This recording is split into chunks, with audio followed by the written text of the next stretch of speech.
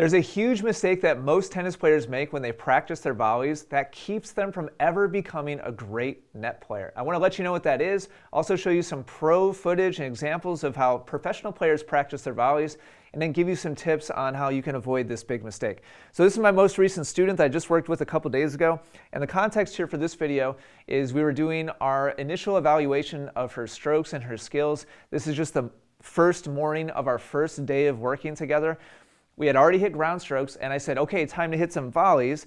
I set up the ball machine to hit her some volleys. I just said, the ball's going to come down the middle. Go ahead and practice your volleys.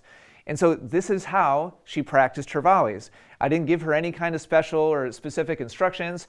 And so the place that she decided to practice from was hitting shots all the way up next to the net.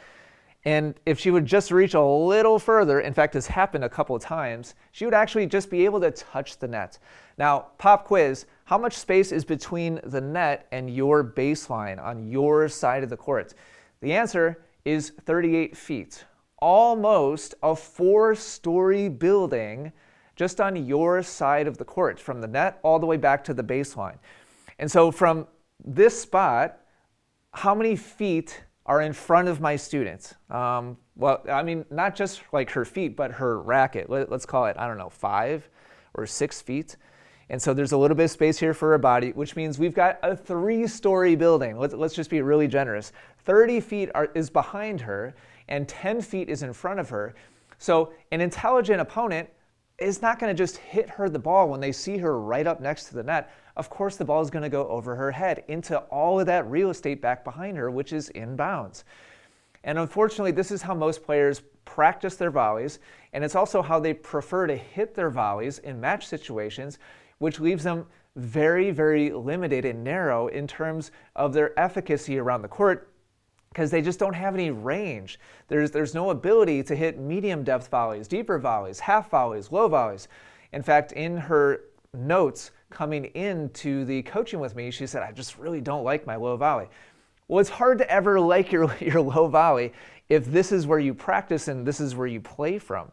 So let me show you some footage now. I just went and grabbed these for you of some professional players practicing their volleys. Now, I want to be really clear, like, this isn't the only place professional players practice their volleys from, but I don't know about you, but I never see regular everyday players practicing from here. Look at where Federer is practicing his volleys from, behind the service line.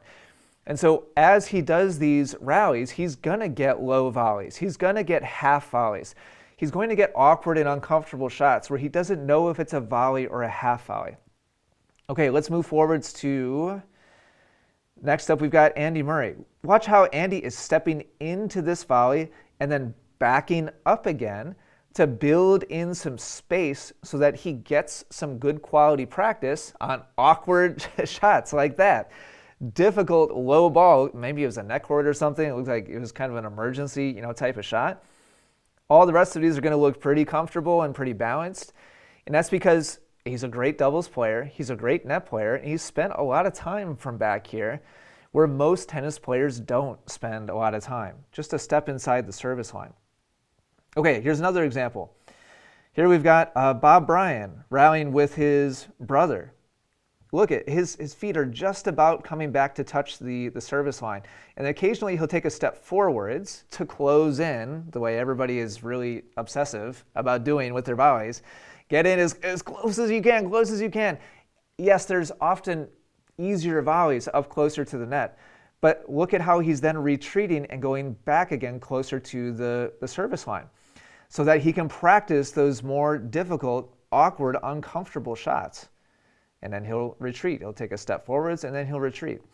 Okay, and let's see, one more example here. Here is Novak practicing his volleys, just a little bit inside the service line. So when you go, by the way, when you go watch practice courts, if you ever get a chance to go to a professional tournament and just watch players practice, look how Novak is going back behind the service line, taking a ball from the service line, moving in slightly, but then staying back. You'll see these kinds of drills. You'll see these kinds of patterns. And this is what I recommend you do at home. Don't just practice the easy ones. Here's the thing. I have full confidence that anybody who's on a tennis court any length of time can handle a ball when they're arm's length away from the net. I mean, you can use virtually any technique, any grip, really doesn't matter, any footwork, and if you just reach your arm out and just hit the ball, you're going to be pretty successful when you're arm's length away from the net.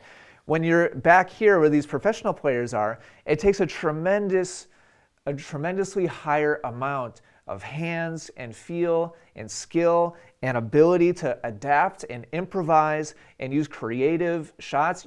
By the way, you have to have a continental grip from that far back to be able to smoothly and seamlessly transition from forehand to backhand, open the racket face easily. These are all skills that your average tennis player doesn't have. So my challenge to you today is spend more time back in this area on purpose receiving volleys, receiving half volleys. Will you miss more? Yes.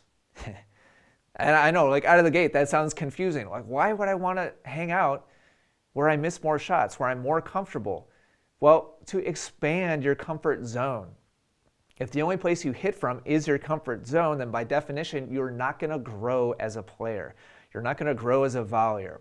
You're not going to grow as a competitor who has the confidence and the toolkit and the skills to be able to transition from no man's land up through the service line and comfortably, smoothly up to an attacking position. In tennis, in real points, you don't have the ability to just magically pop up close to the net. So practicing back around in this area is super critical.